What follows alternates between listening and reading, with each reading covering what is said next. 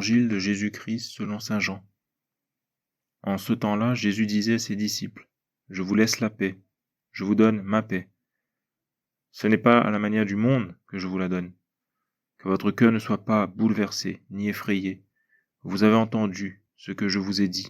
Je m'en vais et je reviens vers vous. Si vous m'aimiez, vous seriez dans la joie, puisque je pars vers le Père, car le Père est plus grand que moi. Je vous ai dit ces choses maintenant, avant qu'elles n'arrivent. Ainsi, lorsqu'elles arriveront, vous croirez.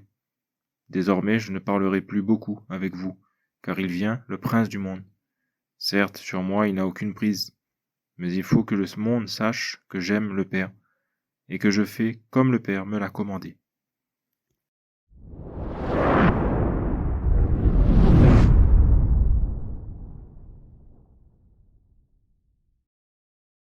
Le livre du ciel, tome 13, 18 décembre 1921. La paix et le sourire divin sortant l'âme de sa torpeur. Comme dans un printemps céleste, elle délivre l'âme de la froideur des passions, des faiblesses, des inconstances, etc.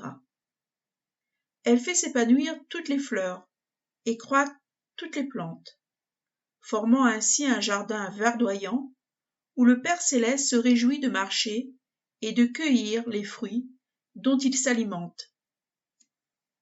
L'âme en paix est pour moi un jardin dans lequel j'aime me recréer et m'amuser. La paix est lumière, irradiant tout ce que l'âme pense, dit et fait. L'ennemi ne peut s'approcher de l'âme en paix, parce qu'il se sent agressé par sa lumière. Blessé et étourdi, il est forcé de fuir pour éviter la cécité. La paix est domination, non seulement sur soi-même, mais sur les autres. En présence d'une âme paisible, les autres sont ou conquises, ou confuses et humiliées. Ou bien, elles se laissent dominer, restant amies avec l'âme possédant la paix, ou bien elles partent, confuses, incapables de supporter la dignité, le calme et la douceur de cette âme. Même les plus pervers sentent le pouvoir d'une âme en paix. Je suis très fier d'être appelé Dieu de la paix et prince de la paix. Aucune paix n'existe sans moi. Je suis seul à posséder la paix.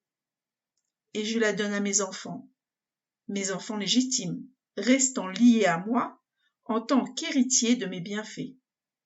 Le monde et ses adeptes n'ont pas cette paix. Et ce qu'on n'a pas, on ne peut pas le donner. Au plus, ils peuvent protéger une paix apparente qui les torture intérieurement. C'est une fausse paix qui contient en elle une goutte de poison. Ce poison émousse le repentir de la conscience et amène le règne du vice. Je suis la paix véritable.